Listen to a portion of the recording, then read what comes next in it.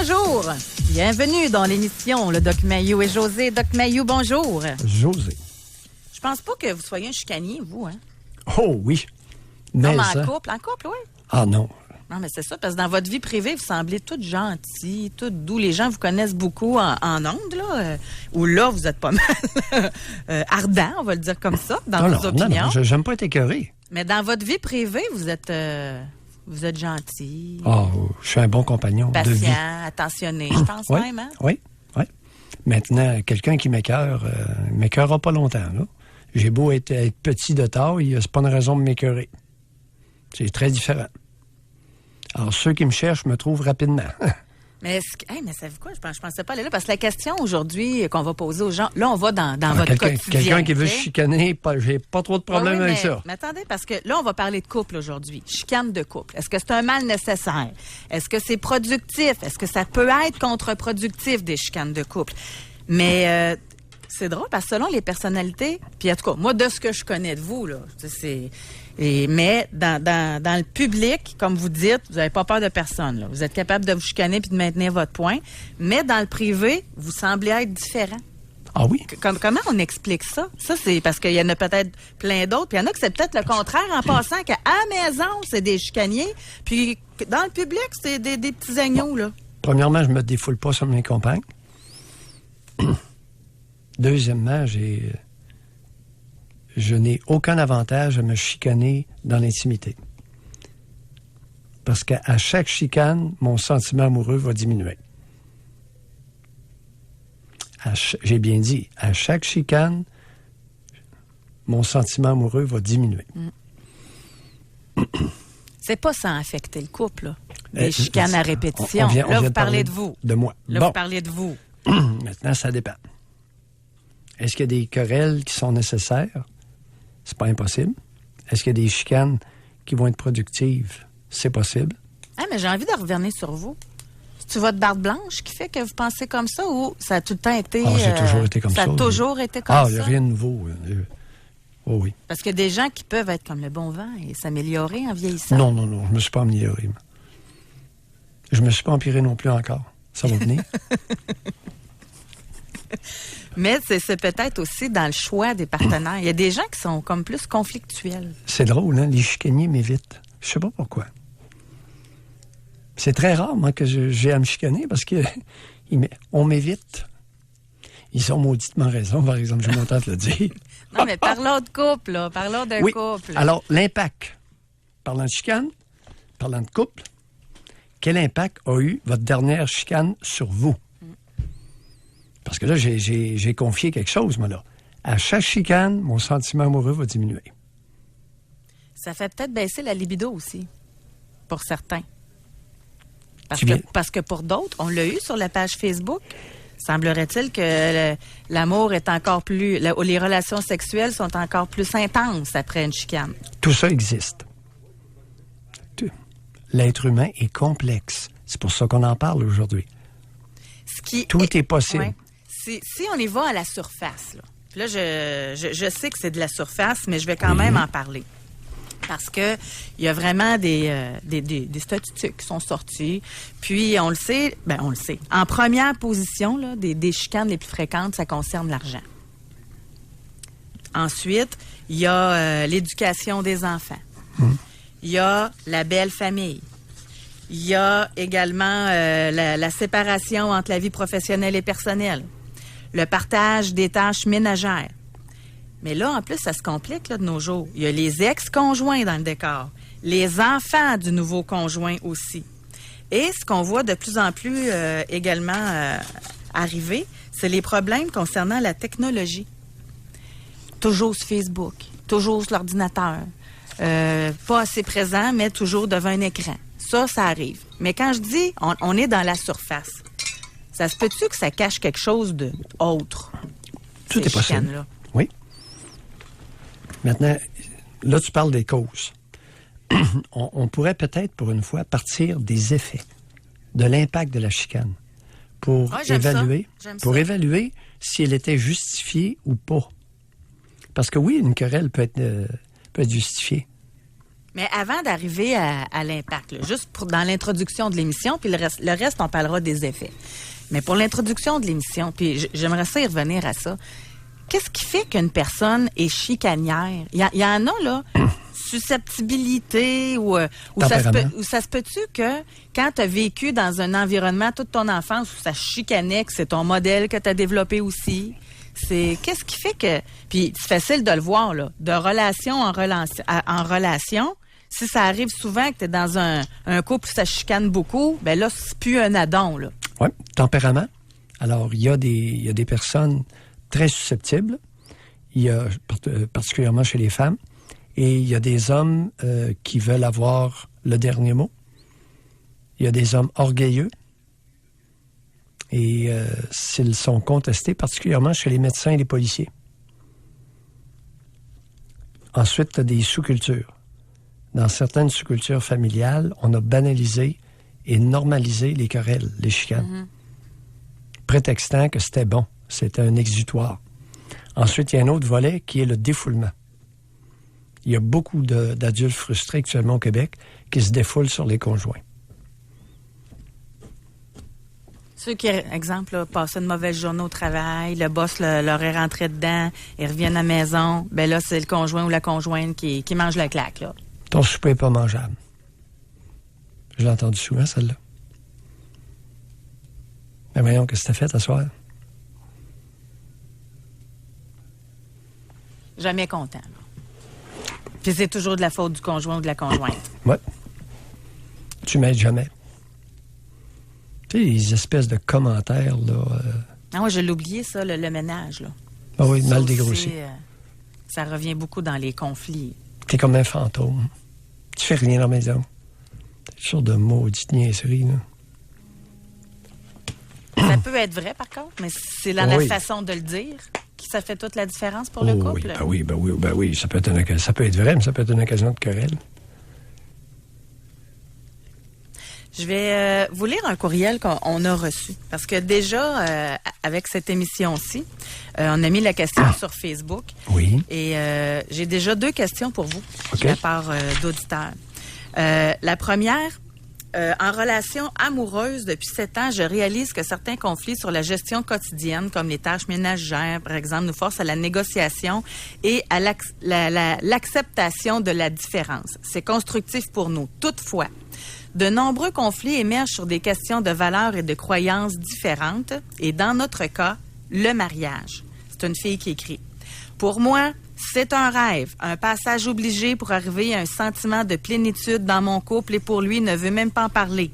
Des incompréhensions, écoutez là, qui me renvoient à une violence incroyable, car je ne peux comprendre qu'il refuse cet engagement qui me rendrait heureuse, même si je lui dis que ça sera intime, petit, que j'assumerai seul les coups. Résultat de nombreux conflits sur un seul et même sujet qui ne trouveront jamais de règlement. Où est donc la solution quand on s'aime d'amour, mais que cette impasse nous ramène semaine après semaine dans le même conflit? La prémisse de base est fausse. Alors, madame, je soupçonne que votre prémisse de base est à revoir. Pas sûr que vous soyez dans une relation amoureuse. Et je ne suis pas certain que vous sachiez ce qu'est l'amour. Je ne suis pas certain que vous soyez capable d'être amoureuse. Et votre conjoint a probablement raison. Il pressent des choses et il a raison d'être prudent. Qu'est-ce qui vous fait dire ça? Que le besoin absolu de vouloir l'engagement de l'autre? Ben voyons ça. T'écoutes ça, ça n'a aucun bon sens. On se courrait dans les années 1920. Mais elle, c'est pour ça que je l'ai lu, parce que je connais votre point sur le mariage, mais c'est le sentiment qu'elle vit. Une violence incroyable, qu'il refuse cet engagement-là. Ben oui. Écoute, elle est dangereuse. Puis cette femme-là est dangereuse, entre guillemets. À quel niveau? Au niveau possessivité, elle s'est appropriée. jalousie? Non, respect de l'autre. Elle n'a aucune idée de ce qu'est le respect de l'autre. Comment tu peux être engagé dans une relation amoureuse lorsque tu n'es même pas rendu au point de respecter l'autre parce que tu n'as jamais été respecté par ta mère? Parce que moi, je lis beaucoup d'insécurité. Ben oui, elle est insécure depuis son enfance. Elle aurait avantage à réexaminer sa relation avec sa mère et sa relation avec son père. Puis elle évalue l'amour du couple par l'engagement du mariage, là. Ben, elle, dans sa tête, elle se dit, s'il veut pas me marier, c'est parce qu'il m'aime pas comme je l'aime. José, l'amour du couple. Là, on va faire attention aux mots, là, parce qu'elle est utilisée dans mon couple. Écoute, elle est possessive, ça n'a pas de bon sens. C'est un langage qui est inquiétant, qui est apeurant. Là, pour ceux qui ont écouté l'émission cette semaine, vous l'avez expliqué, là, la notion de mon couple. Là. Mais si toutes les femmes qui disent mon couple, on est une méchante gang de dangereuses. Oui, c'est une société matriarcale. La réalité, c'est qu'on vit dans une société matriarcale où la majeure partie des relations conjugales sont dans un rapport dominant-dominé, la femme sur l'homme. Oui, mais vous avez déjà dit dans le passé qu'on ne serait pas mieux avec une société patriarcale. Maintenant, si on continue, alors quel est l'idéal dans une société? C'est de favoriser les rapports égalitaires. Oui. Cette femme-là qui nous écrit, clairement, elle n'est pas dans un rapport égalitaire. Comment peut-elle parler de relations amoureuses? Elle ne sait pas ce que c'est. Elle ne peut pas le savoir parce que l'ingrédient de base d'une relation amoureuse, c'est d'abord et avant tout le respect de l'autre. Elle ne l'a pas intégré parce qu'elle ne l'a pas vécu avec les personnes signifiantes en bas âge. Maintenant, si elle est à l'écoute, quel effet, quel impact a ces chicanes-là sur son couple? Ben, sur son couple. Ben là, comment voulez-vous... Sur le conjoint. On va régler ça, là. Sur son conjoint. Bon, c'est pas le couple, c'est le conjoint. OK. Fait que là, aujourd'hui, vous voulez savoir... On parle de l'autre, là. Vous allez nous téléphoner pour dire l'impact d'une chicane sur l'autre. Oui, sur l'autre. Ben, ça sera le fun aussi sur nous autres mêmes, hein? De l'impact d'une chicane sur soi. Je pense que ça pourrait être instructif, ça aussi. Oui. Sur soi ou sur l'autre. Parfait. Il y en a pas trois, ici. On a deux protagonistes. Mais aujourd'hui, ceux qui appellent, qui parlent d'eux autres, ça pourrait être intéressant, là. Oui. Bon. Ou de l'autre. OK. Ça prend une bonne observation aussi. Pour être capable d'expliquer comment l'autre se sent lors d'une chicane. Oui. Et le courriel est très représentatif d'une majorité de femmes. Merci d'avoir écrit. Parce qu'elles sont majoritaires. Là, vous dites pour le mon couple ou pour le mariage, là? Non, le courriel au complet. Okay. Ça fait 7 ans, une relation amoureuse. Mon rêve, c'est de me marier. C'est un passage obligé. Puis toute une... Bon, on est dans les croyances, c'est ça. On est dans les croyances beaucoup aussi, là. Elle le dit elle-même, d'ailleurs. Les valeurs et les croyances différentes. Ça peut amener de la chicane. Beaucoup dans les cas. C'est un cheminement qui reflète un gros pourcentage d'immaturité. Alors, comment tu peux être bloqué, être immature et prétendre être en relation amoureuse? Et là, tu cours après le magique.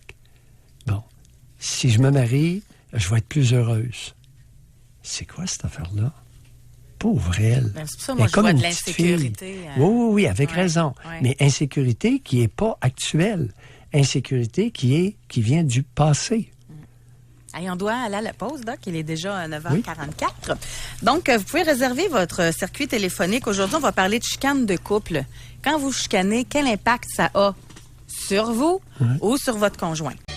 Pour rejoindre l'équipe du FM 93, composez le 670-9330. Jusqu'à 11h, au réseau Cogeco. Doc Mayou et José Arsenault. Avec le Doc et José Arsenault. Aujourd'hui, dans l'émission, on parle de chicane de couple et on va y aller vers l'impact que ça peut avoir sur votre couple en tant que tel. Quand vous vous chicanez, comment vous réagissez? Bon, Doc Mayou, vous avez parti de balle en disant que vous, ça faisait en sorte que ça amenait le sentiment amoureux à baisser de chaque chicane en chicane. Oui. Vous, c'est ça que ça fait. Dans d'autres cas, est-ce que ça permet de mettre les choses au point? Êtes-vous capable, après une chicane, de passer à d'autres choses? Ou êtes-vous du genre aussi à renoter ou à bouder? Il y en a qui font ça beaucoup aussi. Je dirais pas de genre, là, mais il y en a qui boudent. Puis il y en a qui renotent. Ça, je pense que c'est féminin. Hein? Peut-être parce qu'on a une meilleure pas mémoire. Uniquement. Parce qu'il y a des hommes qui boudent. Ils ont après boudé. J'ai dit renoter. Bouder, homme, ça, je le croirais 100% qu'il y a beaucoup d'hommes. Ça se manifeste différemment. Ça se manifeste différemment. Les hommes vont chercher à se venger. Non, renoter, là, ça ne sera pas dans les mêmes propos. Non, il y a des hommes qui sont vengeurs. Ils vont augmenter leur contrôle, ils peuvent augmenter leur dénigrement. Oh, ne les sous-estime pas. Puis quand vous parlez d'impact, là, vous, à quoi vous vous attendez? Vous pensez à quoi comme impact que ça peut avoir sur la femme ou l'homme? Toutes sortes. Toutes sortes, y compris l'implosion, désespoir, idées suicidaires. Ça va jusque-là. Détresse. Consultation chez le médecin qui va la bourrer de pilules. C'est fréquent. On a un auditeur, il dit, j'aimerais avoir l'avis du doc sur les femmes qui pleurent pendant une chicane. Quelle est la part de sensibilité réelle et de manipulation plus ou moins consciente par les sentiments? Ouais. Bon.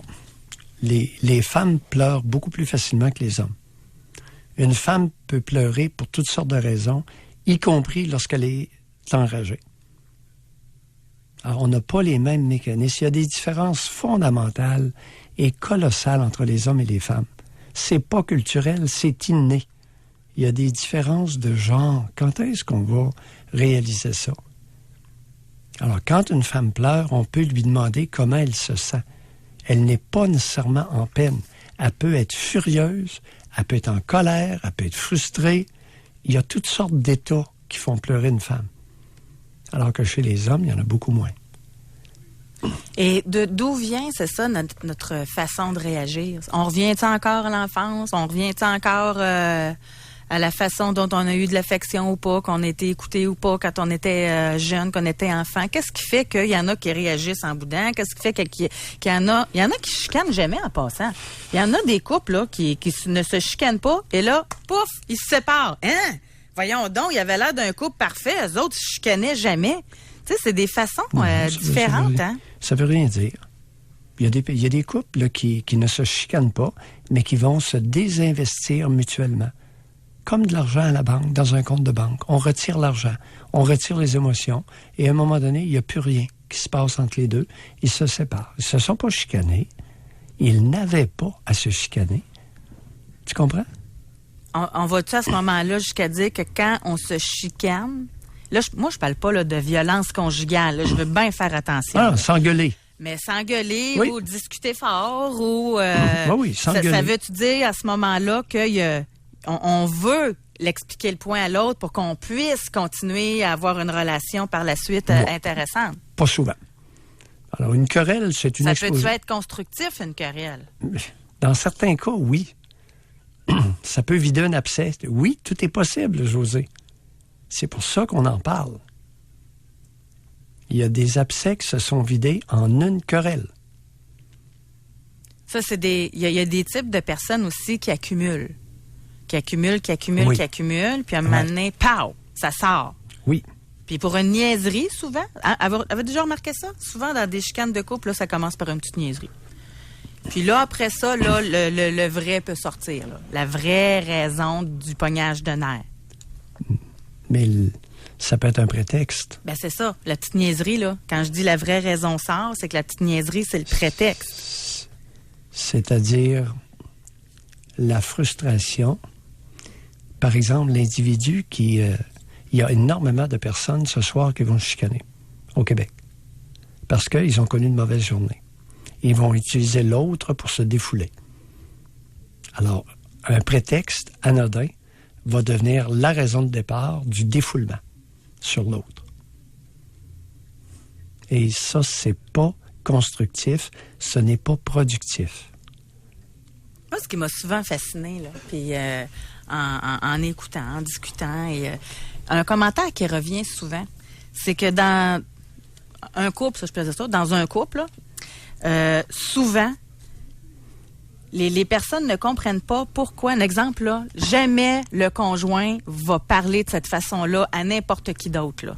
Dans sa méchanceté, dans sa façon abrupte de dire les choses ou accusatrice envers l'autre. Tu sais, envers son propre parent, envers ses amis, ses collègues. Mais on dirait qu'avec le conjoint, là, oui. Puis pourtant, il est supposé de faire attention au conjoint ou à la conjointe. C'est la personne qui l'a décidé de partager sa vie avec, soi-disant parce qu'il l'aime. Oui, c'est typique du défoulement. Mais pourquoi à cette personne-là, c'est elle qui parle le plus mal? Tu sais pourquoi? Parce que c'est la personne qui va prendre le plus de temps à réagir négativement au défoulement. Alors, il se défoule sur sa conjointe, sachant qu'il y a un lien, et ça ne brisera pas nécessairement la relation aujourd'hui. Alors, il se défoule sur la personne la plus signifiante. S'il fait ça avec son boss, il va être mis dehors. Eh bien, s'il fait ça avec ses collègues, il va être mis de côté. Exactement. Tandis qu'avec sa conjointe ou son conjoint... Voilà. Exactement. Le lien est encore là. Mais quoi que s'il continue de façon fréquente à faire ça, il va prendre le bord de toute façon. Là. C'est ça. Alors, c'est juste que le temps va être plus long avant que ça se passe. Là. Exactement.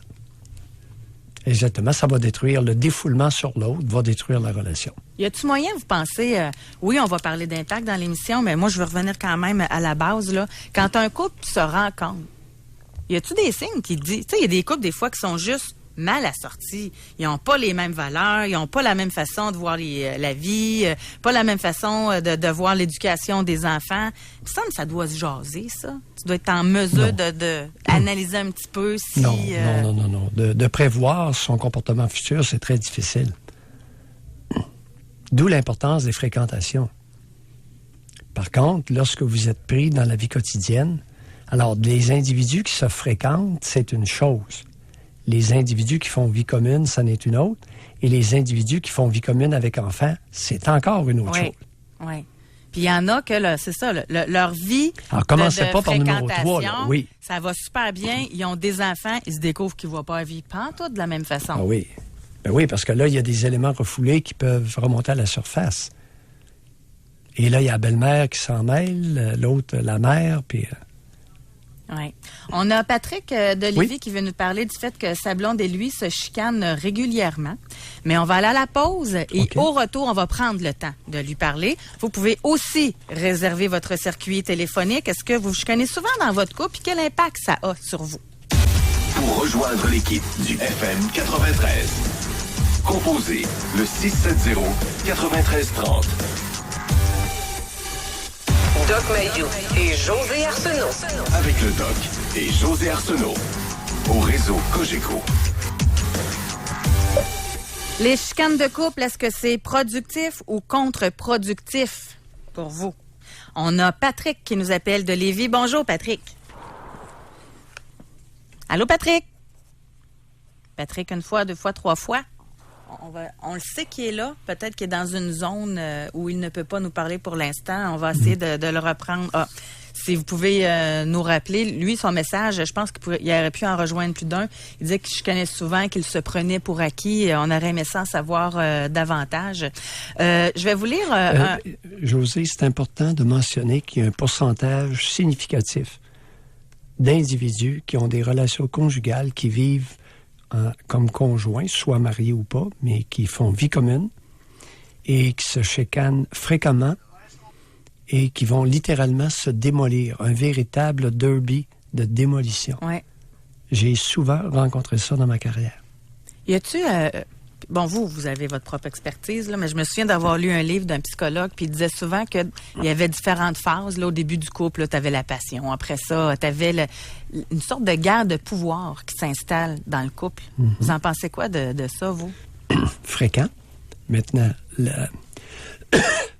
la plupart du temps, au Québec, c'est lorsque la guerre de pouvoir s'installe, c'est la femme qui va dominer et l'homme qui va être dominé. C'est pas mur à mur. C'est dans la vaste majorité des relations conjugales. Et il y a des hommes qui vont résister à ça. D'où une guerre de pouvoir. Parce qu'il y a des hommes qui n'accepteront pas de se faire mener par le bout du nez par une femme.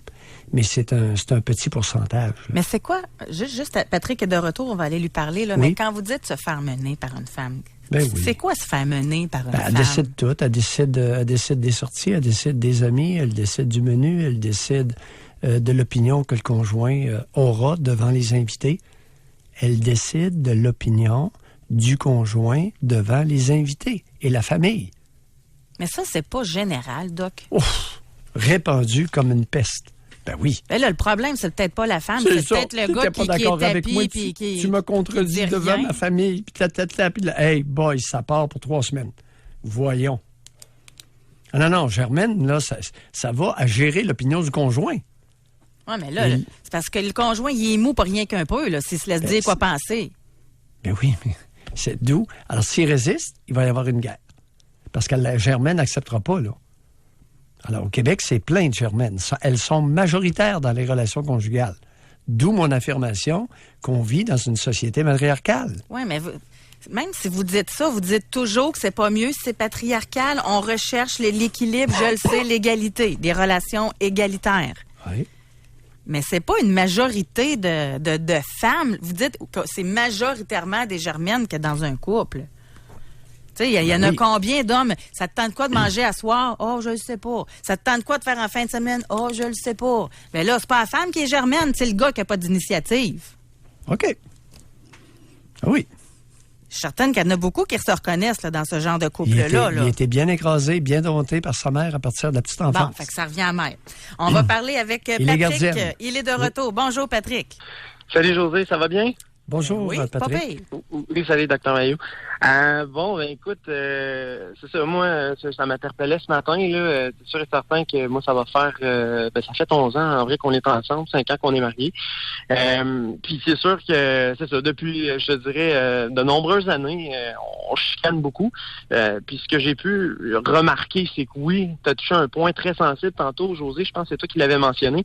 On pointe beaucoup du doigt. On se regarde pas le nombril. Souvent, c'est de ta faute, c'est toi, puis souvent... quand que ça va pas bien pour un ou l'autre, on va vraiment se pointer le doigt dans le fond dans notre couple parce que bon, c'est la personne avec qui on vit, puis c'est la personne avec qui on est à l'aise de faire ça malheureusement.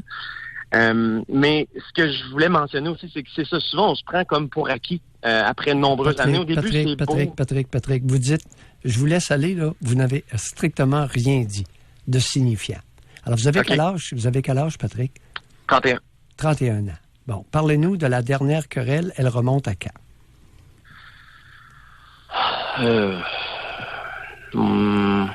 Vous parlez de chicane? Hein? Oh oui, la dernière chicane. Okay. Non, la dernière chicane remonte à quand?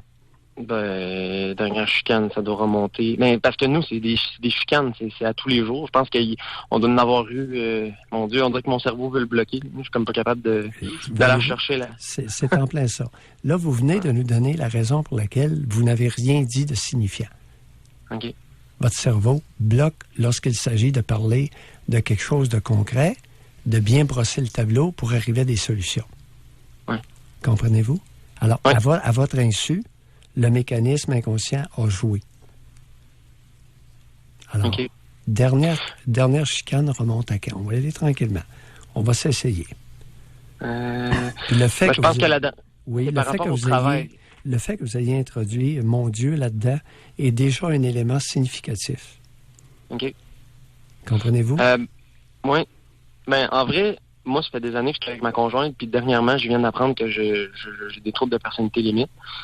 Donc, c'est sûr et certain que ça n'a pas été facile pour elle dans ces 11 dernières années-là parce que je voulais toujours mener puis je l'encourageais toujours à faire ce qui est peut-être pas nécessairement bon à faire.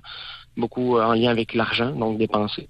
Puis aujourd'hui, on paye la note parce que, bon, les deux, on est très très pris financièrement, donc on s'estime beaucoup pour l'argent. Maintenant, un peu moins parce qu'on tente de trouver des solutions.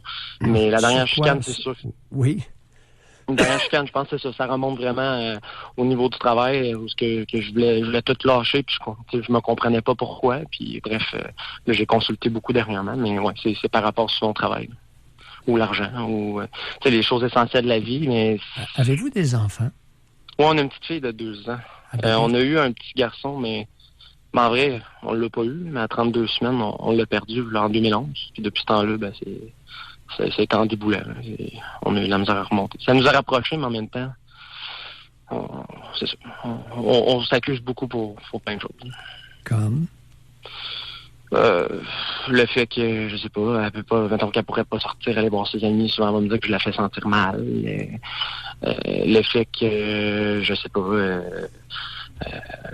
pourquoi j'accuse ma conjointe? Ouais, c'est des bonnes questions, je suis même pas capable de répondre. Vous n'êtes pas rendu loin dans votre réflexion. Hein? C'est mignon comme tout, vous dire que vous avez un trouble de personnalité limite, mais ça ne vous aide pas tellement dans votre quotidien, n'est-ce pas? Non, moi, ça m'aide pas de savoir ça, mais en même temps, depuis que je le sais, j'ai réalisé un paquet d'affaires de pourquoi j'agis comme ça. Oui, c'est-à-dire? De pourquoi j'agis, de pourquoi je suis impulsif, de pourquoi je deviens très intense. Au niveau des relations sexuelles, ça c'est majeur. Là. On n'est pas sur la même longueur d'onde du tout, dans le sens que moi, j'en ferais 24 heures sur 24, tandis qu'elle en ferait une fois par semaine, puis satisfaite. Puis souvent, on se chicane beaucoup à cause de ça me fait allumer une lumière. Ouais. Alors, il y a entre vous deux une incompatibilité sexuelle importante. C'est quoi l'affaire? Vous dites, vous feriez du sexe, vous, 24 heures sur 24, sans arrêt? Je mets peut-être la barre un peu haute, là, mais ce que je veux dire, c'est que moi, c'est 2 fois par jour, puis elle, c'est 2 fois par semaine, mettons. Ah, bon. Alors, à 31 ans, 2 fois par jour, qu'est-ce que vous pensez de ça, vous? J'ai tout le temps été obsédé avec ça. Je sais pas pourquoi. Puis c'est pas dans une mauvaise intention. Mais pourquoi vous posez cette question-là? Vous pensez de quoi, ça, vous, 2 fois par jour à 31 ans? Parce qu'il n'y a rien là. OK. La majorité des hommes de 21 ans qui sont en bonne santé. OK. Puis là, il nous répond qu'il est obsédé. Qu'est-ce que vous voulez dire? Pardon. Qu'est-ce que vous voulez dire par là, je suis obsédé? Dans le fond, c'est que j'étais intensif dans beaucoup de choses dans ma vie. Je vais donner un exemple concret. À un moment donné, je me suis mis à jouer comme au poker, puis là, je voulais comme plus arrêter, je voulais toujours jouer. Un moment donné, je me suis mis à jouer à des jeux vidéo, je continuais, je jouais pendant des heures et des heures et des heures, puis à un moment donné, je me réalisais que ça n'avait pas de bon sens. Puis le sexe, c'est un peu la même affaire, mais sauf que ma conjointe, moi, elle est pas... Je veux dire, quand on en fait, c'est bon, c'est le fun, je veux dire, c'est parfait. Mais les autres fois... Parlons de la sexualité qui vous obsède. Vous avez répondu 2 fois par jour. Oui. Je suis obsédé. Par quoi êtes-vous obsédé concernant la sexualité?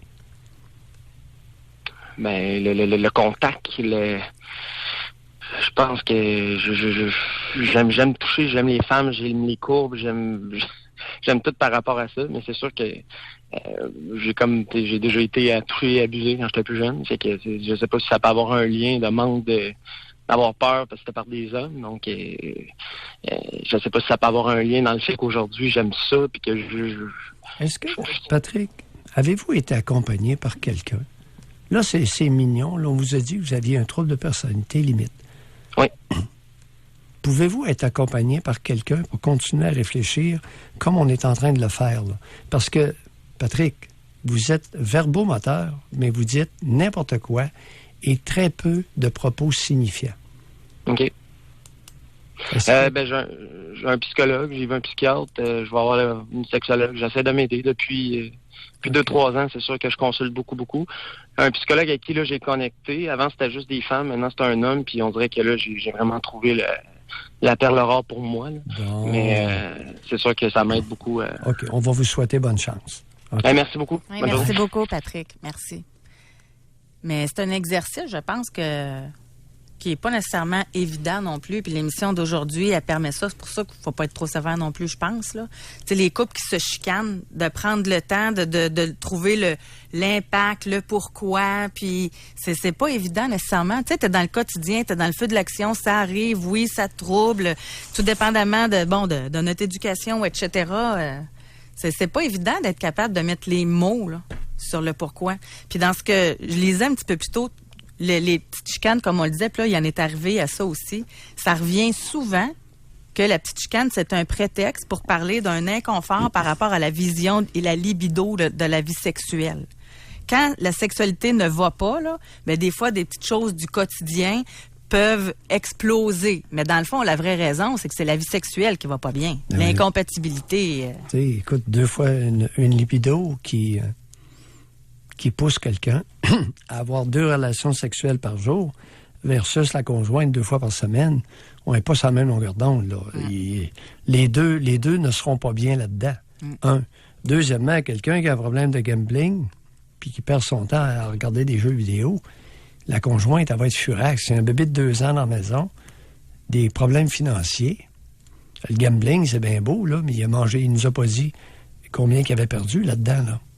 Là. Alors, il y a des problèmes réels. Oui. Alors, c'est pas uniquement des prétextes, là. On peut se demander qu'est-ce que ces personnes-là font ensemble. Ben ça, c'est une autre question aussi, à vouloir faire durer une relation qui n'est pas nécessairement adéquate. Là. Il y en a plusieurs. Tu as bien entendu. 11 ans de vie commune, 5 ans mariés. Oui. Pourquoi le mariage? Est-ce qu'il était différent dans le mariage? Ça pourrait être une autre question pour une autre émission, ça. Attrape-nigo? Selon vous? Tu sais, est-ce que le mariage attrape-nigo, c'est fréquent au Québec? Ça se peut. Tout se peut. Il y a quelqu'un que je connais bien qui dit ça souvent. Tout se peut. Tout se peut. Tout ici. se peut. Oui. On a un auditeur qui dit je vais être le plus honnête que possible. Je suis un homme de 36 ans. Oui. En couple depuis 15 ans. Oui. Ce que je fais. Ma conjointe a eu une relation sexuelle extra-conjugale il y a un bon moment. Oui. Et ça me fout en pétard. Si ça me revient en tête, je sens la pression monter contre elle. Je me mets à lui parler mal, sec, bête. Réponse courte, je lui dis souvent la phrase suivante. Ben oui, on sait bien la madame parfaite. Je suis frustrée et je me pousse de la maison. Je rapporte toutes nos chicanes à un seul et même sujet. J'ai une très bonne blonde, puis je le vois, mais c'est tout le temps plus fort que moi. Pourquoi a-t-elle eu une relation extra-conjugale? Et quelle utilisation fait-elle de cette relation depuis? De cette relation extra-conjugale, vous parlez? Ouais. Écoute, il y a des femmes, un pourcentage de femmes, qui vont avoir des relations extra-conjugales simplement pour écœurer leur conjoint et attiser une animosité dont elles ont besoin, elles ont besoin pour satisfaire l'inconscient. Tu sais, c'est mal phrasé, là. Alors, il y a des femmes qui vont avoir une relation extra-conjugale pour provoquer, à leur insu, l'animosité du conjoint. Puis lui, moi j'ai une question encore, mais ça serait plus pour lui, là. Lui, là, qui est pas capable de passer par-dessus, puis qui est frustré, puis que ça le porte à avoir des comportements comme ça, qu'est-ce qu'il fait encore là? Il se défoule. C'est une autre bonne question. Il se défoule, mais qui sac son camp? Il est pas heureux, là. Il en veut. Il a une crotte sur le cœur. Il est pas capable de passer par-dessus. Mais qu'est-ce qu'il a écrit? J'ai une très bonne blonde. Oui, oui. Il a une très bonne blonde. Et mais qui dit qu'il a une bonne blonde? Une bonne blonde pour lui? Il peut se défouler dessus, au moins. Il y a beaucoup d'hommes qui, dans la vie conjugale, vont, à leur insu, démolir leur partenaire. C'est pas rare au Québec. Puis là, il y a la justification pour le faire. Dans sa tête, elle l'a trompé. Ah. Fait qu'il a raison de le défouler sur elle. Ouais. Elle le mérite. Ouais. Il se défoule. Il y a une coupe de vis cachée, notre auditeur. Juste avant d'aller à la pause, je vais lire un texto que nous avons reçu via le 25226. Oui. Un auditeur, il dit je n'avais aucune manière de parler ou de demander sans chialer. Je suis loin d'être parfait, ça c'est sûr, mais après un long bout, j'ai décidé de quitter pour aller en appartement. Je suis revenu avec elle depuis le temps. Oui. Il y avait un vice relationnel. Au lieu de demander, il chialait. Alors, il avait appris ça en quelque part. Hein? Devine où il a appris ça? De son père? Ah non, c'est une chose. On va aller à la pause. Alors, il a vu quelqu'un. Il a grandi avec quelqu'un qui chialait tout le temps au lieu de demander. Non, je fais des faces parce il que a j'étais sûre que vous épousé. alliez dire mère, mais ça se peut que le père aussi, c'est un chialeux. Là. Le fils de cet Ben homme-là, oui. il va être quoi plus tard? Oh oui. C'est ça. Alors, il y a quelqu'un qui lui a donné l'exemple qu'en chialant, on obtenait ce qu'on voulait. Lui, le recul l'a sûrement amélioré. Il dit qu'il a décidé de quitter pour aller en appartement puis qu'il est revenu depuis le temps. Oui, ça se peut. On va aller à la pause. Quel impact peut avoir vos chicanes de couple sur vous ou votre conjoint? Pour rejoindre l'équipe du FM 93, composez le 670-9330. Doc Mayou et José Arsenault. Avec le Doc et José Arsenault. Au réseau Cogeco. Quel impact peut avoir les chicanes de couple sur vous ou sur votre conjoint? On a une auditrice qui nous a écrit, Doc, elle dit « Lors d'une dispute, mon conjoint réagit très fortement. Il dit toujours que tout vient de moi et uniquement de moi. À ce que je sache, on est 2 pour former un couple. Après une dispute, je pleure et bien jamais il vient lui-même pour s'excuser ou me consoler. Je me questionne à chaque fois car je finis par croire que je suis le problème. Résultat, perte de confiance et estime de moi-même. On ne se dispute pas souvent, mais quand ça arrive, il me parle tellement mal, justement, comme vous disiez précédemment. »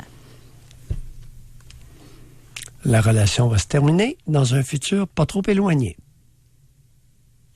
Je pense que c'est là la différence de couple où une chicane, ça peut être productif versus une chicane où ce n'est pas productif, que c'est contre-productif. C'est peut-être dans le choix du ton, des mots et des accusations. Oui, la répétition. Il y a des individus qui passent leur vie à chicaner sur les mêmes choses. Passaient leur vie, j'ai bien dit passaient. Maintenant, ça ne sera plus vrai, là. Alors, si vous voulez que votre relation se termine assez rapidement, chicanez-vous. Parce qu'il y a des gamblers dans le lot, là, parce qu'on le sait que déjà, en partant, à partir du moment où tu frenches quelqu'un, tu as une chance sur 2 de le laisser. Oui. Non, mais je réduis, là, mais c'est ça, là. Aujourd'hui, c'est un couple sur 2 qui se sépare. Oui. Fait que si vous voulez être sûr de vous séparer, continuez comme ça. Et les chicanes sont la raison majeure de séparation. Il y en a qui rabaissent l'autre beaucoup, là. Oui. Puis écoute, t'as pas idée des vocables utilisés. Toutes les injures, ça se traite de nom au Québec, solide. Quel impact sur les enfants? Et souvent, ça se fait devant les enfants. Quel impact? Insécurisant, anxiogène. C'est quoi ta donnée que tu as découverte? 1 étudiant sur 2 est stressé. Est stressé au quotidien. As-tu dit? Oui. Ben, c'est pas moi, là, mais c'est des statistiques qui sont sorties dans le Journal de Québec. Ouais. 1 étudiant sur 2 est stressé au quotidien. Oui. Pourquoi? Le milieu scolaire? Rarement. Tout petit pourcentage. La maison? Très gros pourcentage. Un couple sur 2 qui se sépare, puis un enfant sur 2 qui est stressé ou angoissé au quotidien. Oui. On va parler avec Jacinthe. Bonjour, bienvenue dans l'émission. Bonjour. Bonjour, Jacinthe. Bonjour. Je vous appelle parce que j'étais interpellée par les conséquences liées à la chicane dans le couple. Oui. En ce qui me concerne, moi, ce qui est arrivé, j'ai été en couple 10 ans avec un homme que j'avais marié à l'époque. Et puis, c'était pas des grosses chicanes qu'il y avait, mais c'était des mésententes. Et pourquoi il n'y avait pas des grosses chicanes? Parce que dès que je me faisais reprocher quelque chose ou que, tu sais, j'étais toujours en tort de toute façon dans toutes les situations, moi j'avais, comment dirais-je, compris que ça donnait absolument rien d'aller de l'avant dans la conversation parce que ça finissait par une dispute qui était sans fin, parce que de toute façon, j'aurais jamais raison. Alors, je me taisais. Plutôt que de me disputer, je me taisais. C'était d'autant plus vrai lorsque les enfants sont arrivés dans le portrait de la famille.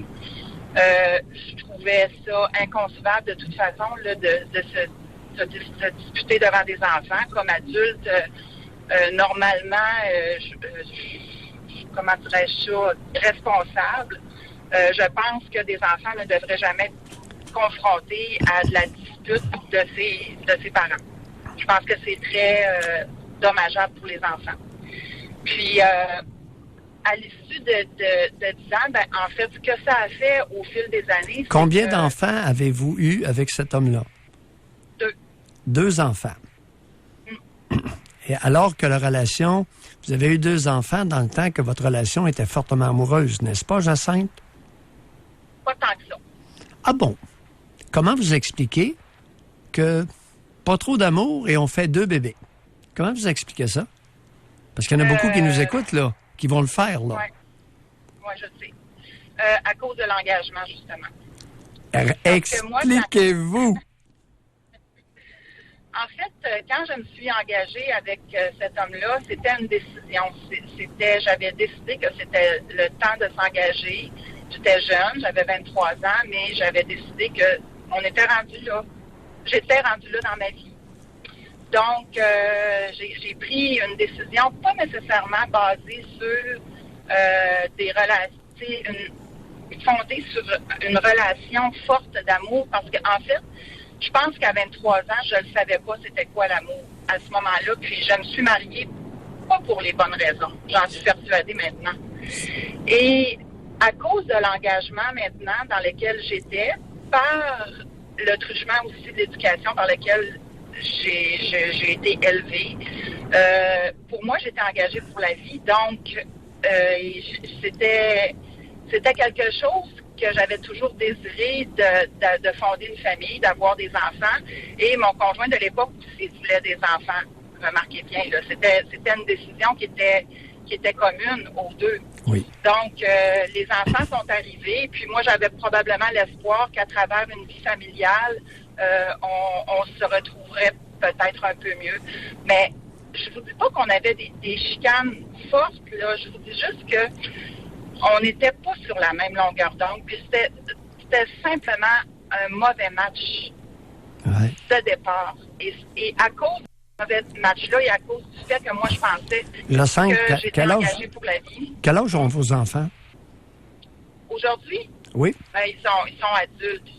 Quel âge, à peu près? Les deux premiers sont adultes. Les deux premiers? Parce que j'en ai eu un troisième après ça. Avec un autre homme? Oui. Et la relation avec l'autre homme dit quoi? Ben, c'est le parfait bonheur. Oh. Ça fait plus de 15 ans qu'on est ensemble et ça fait comme si c'était le mois dernier. Ouais. Et on se chicane jamais. Jamais. Oh. Jamais. Non, jamais. Oh. C'est quoi la différence au niveau de votre dynamique? Le respect. Le respect, d'une part, et d'autre part, c'est un bon match de départ. Les valeurs que nous partageons sont vraiment les mêmes. On est venus de milieux éducationnels aussi qui sont similaires. On partage aussi des rêves communs. On a le goût d'être ensemble au quotidien. Être séparés l'un de l'autre, pas parce qu'on n'est pas capable de respirer l'un sans l'autre, mais parce qu'on a le goût de faire des choses ensemble. Jacinthe, vous avez quel âge maintenant? 50. Vous avez 50 ans. Qui vous a mis, à l'époque, qui vous a mis dans la tête qu'on se mariait, c'était pour la vie? L'éducation religieuse. Jacinthe. Vous riez et vous le savez très bien. Ben, c'est mes parents. C'est la façon que Jacinthe. ça nous a été inculqué. Quoi? Jacinthe, qui vous a mis dans la tête qu'on se mariait pour la vie, pour le meilleur et pour le pire? Ben, j'ai entendu ça depuis que je suis petite. Je me suis mis ça dans la tête moi-même. De la part de qui? De la part de qui, principalement? Ma mère et mon père. Ils se sont ligués là-dessus? Absolument. Ils étaient toujours ligués de toute façon. Pardon? Oh, un charmant petit couple fusionnel. Oui. Est-ce que c'est ça que vous êtes en train de nous dire? Un beau petit couple fusionnel. Est-ce qu'ils sont encore ensemble? Ben non, mais parce qu'il y a eu un décès. Et ils seraient toujours ensemble aujourd'hui. Oh, c'est beau. C'est beau. Mais était-tu, Jacinthe, ce qui m'intéresse là-dedans, juste pour conclure, là, c'était-tu un couple très religieux? Parce que les religieux sont contre les séparations, contre le divorce. Oui. Ils ont réagi comment quand vous vous êtes séparés? Bien, un des deux était déjà décédé, donc puis c'est probablement celui qui aurait le plus mal réagi. Donc lequel des deux était décédé? Mon père. Bon, le chat va finir par sortir du sac. Ça a-tu adonné comme ça que vous vous sépariez un coup qui soit décédé? Ou c'est un hasard? Ou... Ben, c'est un concours. Oui, je pense que c'est un hasard. Mais je me suis donné cette liberté-là parce que j'avais plus, disons, le pouvoir. Attends, Jacinthe, on vous laisse pas aller. Vous avez dit quelque chose qui...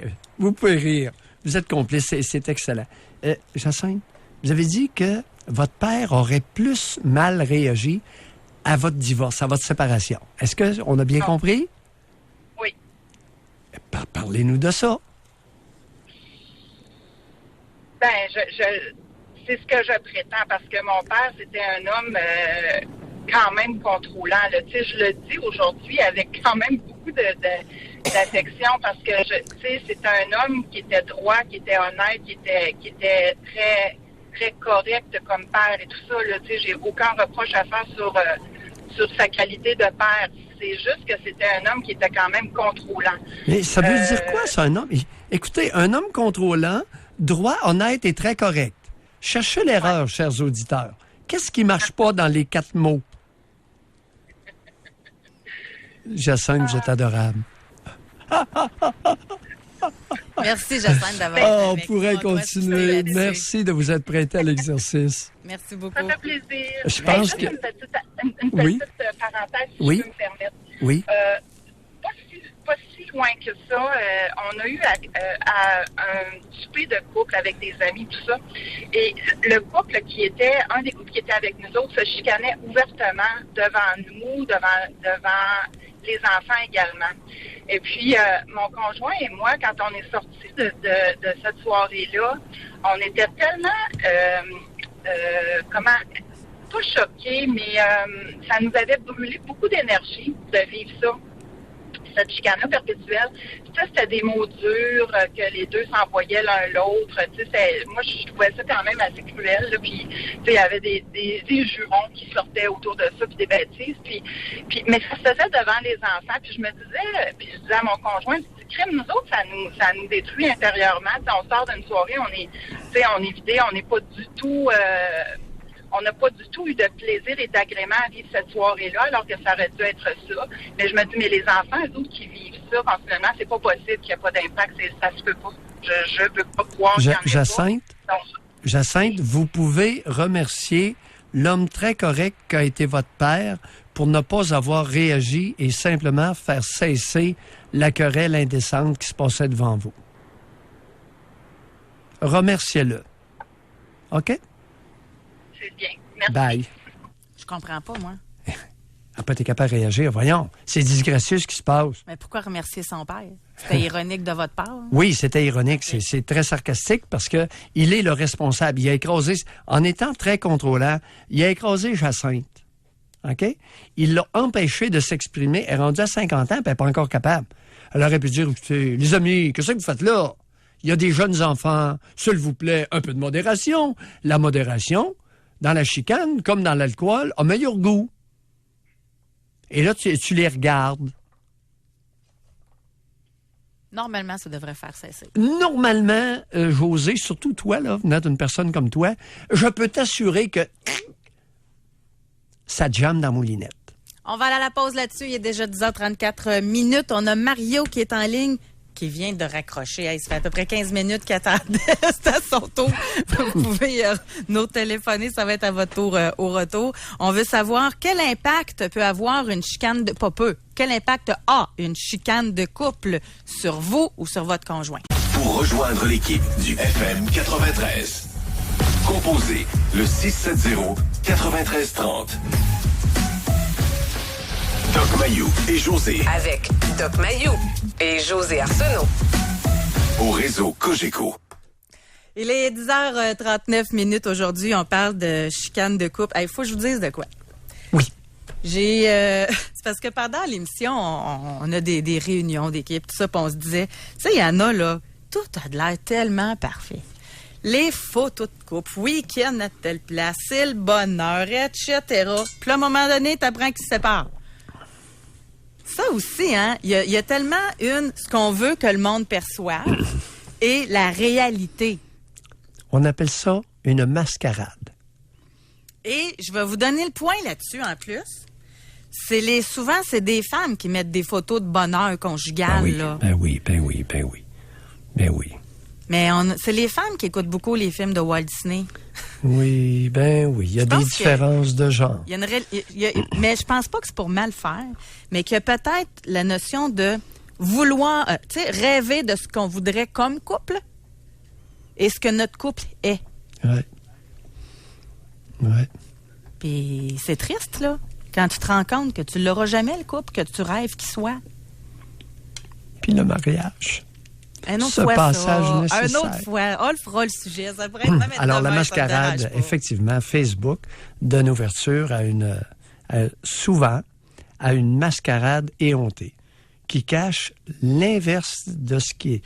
D'ailleurs, José, plus une femme en met sur Facebook, plus nous devrions soupçonner qu'il y a anguille sous roche.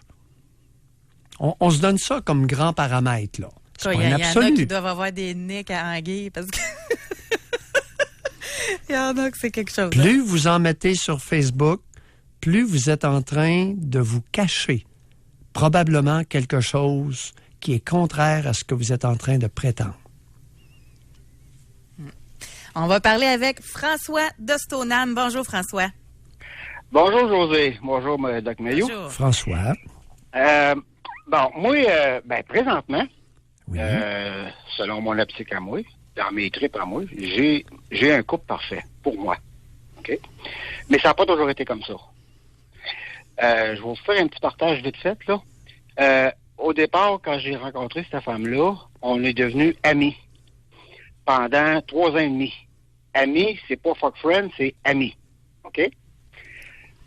Puis on a développé des liens, puis à un moment donné, elle avait de la misère au niveau argent, elle avait de la misère à payer son logement, fait que je l'ai invitée à venir rester chez moi pour 1 an. Ça me donnait une porte de sortie, si ça marche pas, gare, salut. Puis, dans ce temps-là, on est devenu un couple.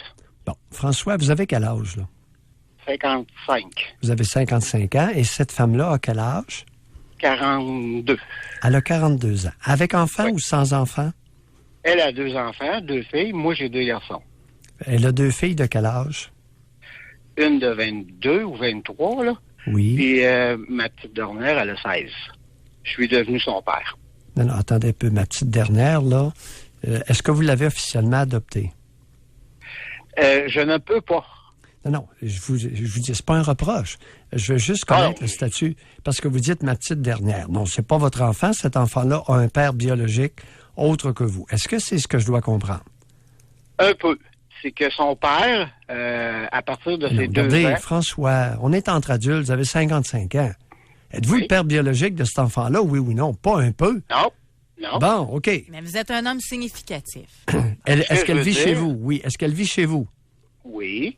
Depuis combien de temps? Ce que je veux dire, c'est que son père, à ses 2 ans, a arrêté de donner signe de vie. Oui. On l'a jamais revu, jamais réentendu parler. Ça fait combien de temps, l'histoire que vous nous racontez, a débuté il y a combien de temps? 14 ans. OK, ça fait longtemps, là. OK. Oui. OK. Là, puis là, pour revenir dans notre sujet, là, est-ce que vous vous chicanez avec cette femme-là ou pas? Bon, là, après, on est devenu un couple. Et puis là, le dialogue était quasi impossible. Parce que, mettons que j'étais boss, puis elle était boss. On était 2 caractères forts. Non, deux faibles. Non, il n'y a pas 2 caractères forts. Les caractères forts ne se chicanent pas. Bon, OK. Alors, vous étiez 2 faibles, oui, de même niveau. Alors, dialogue impossible, oui. Le dialogue impossible, c'était épouvantable. Puis, à un moment donné, là, environ tout près de 3 ans, moi, j'ai pas la notion du temps beaucoup, là, mais à peu près, oui. 2 ans et demi, 3 ans, là. Moi, j'étais tanné, plus capable. J'ai dit, gars, décollez, sors du site. Oui.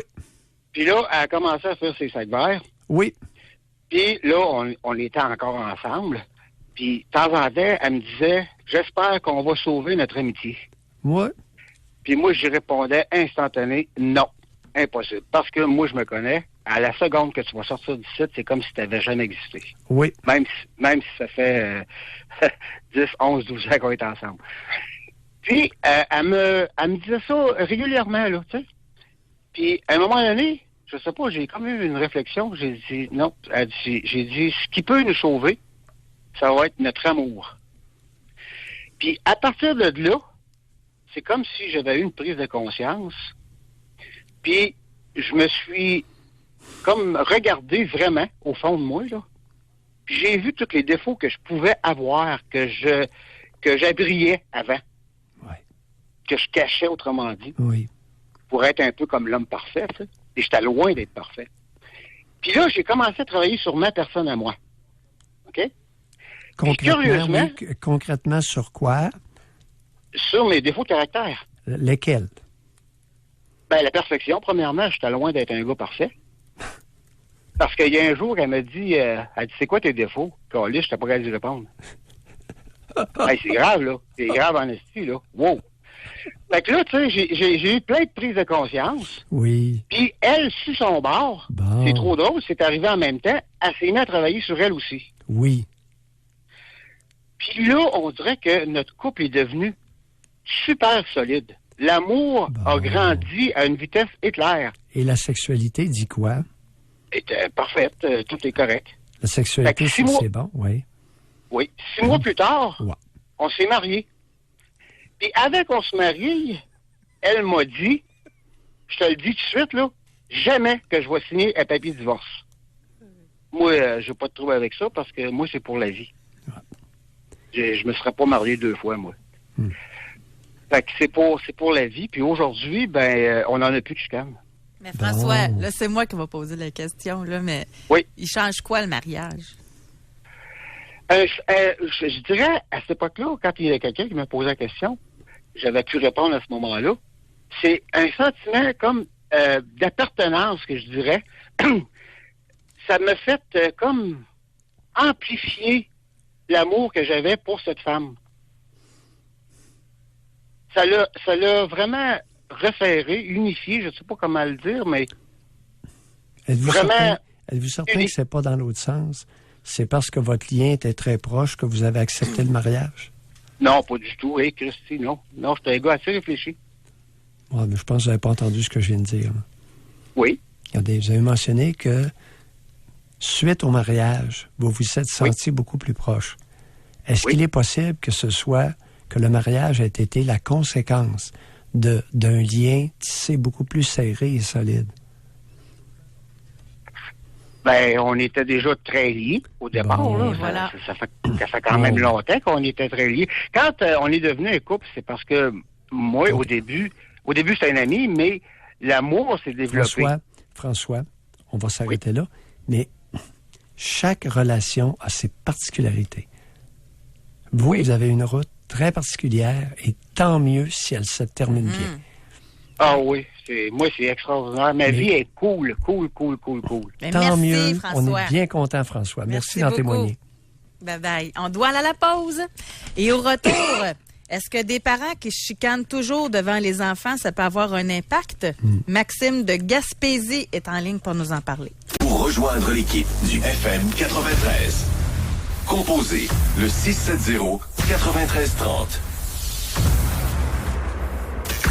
Doc Mayou et José Arsenault. Le Doc Mayou et José, c'est le Doc et José.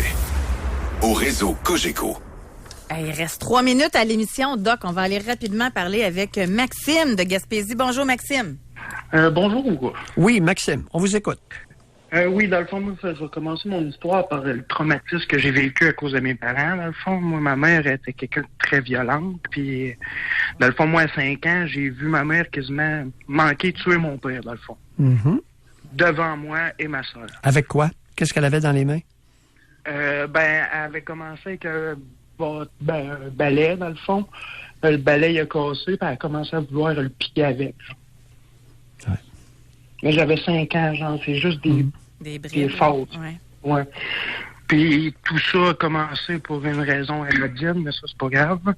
Mais j'avais 5 ans. Fait que c'est ça. Fait que moi, toute ma vie, quand mes parents se sont séparés, j'ai vu ma mère reprochant à mon père, blablabla, n'importe quoi. Puis ma mère, elle était crieuse, elle chialait tout le temps. Elle a toujours chicané. Moi, ce que j'ai vu, c'est qu'elle était toujours en chicane. Puis ça, dans le fond, ce que ça a causé, c'est que moi, je pense que je suis rendu insécure à cause de ça. Quel âge avez-vous, Maxime? 25 ans. Vous avez 25, ouais. Je vous dirais que les 2 minutes de pause, là, ça a été le plus long de ma vie. Êtes-vous en relation de couple maintenant, Maxime? Oui. Puis comment ça se passe? Oh, ça se passe bien, là, selon moi. Pourquoi vous appelez ce matin? Peut-être pas avoir des réponses, un peu, je sais pas. À quelle question? Sur les raisons pourquoi ma mère a fait ça, surtout. Là. Et allez-y, ébauchez une réponse. Pourquoi votre mère était dans cet état? violente, agressive? Moi, j'ai toujours dit qu'elle était folle. Là, et...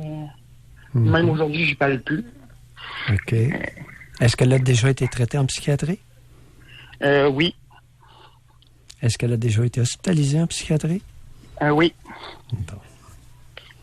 À quel endroit? À Chandler? À quel endroit à Gaspé, à quel endroit qu'ils hospitalisent dans votre coin? C'est arrivé à Rimouski, au 5e étage.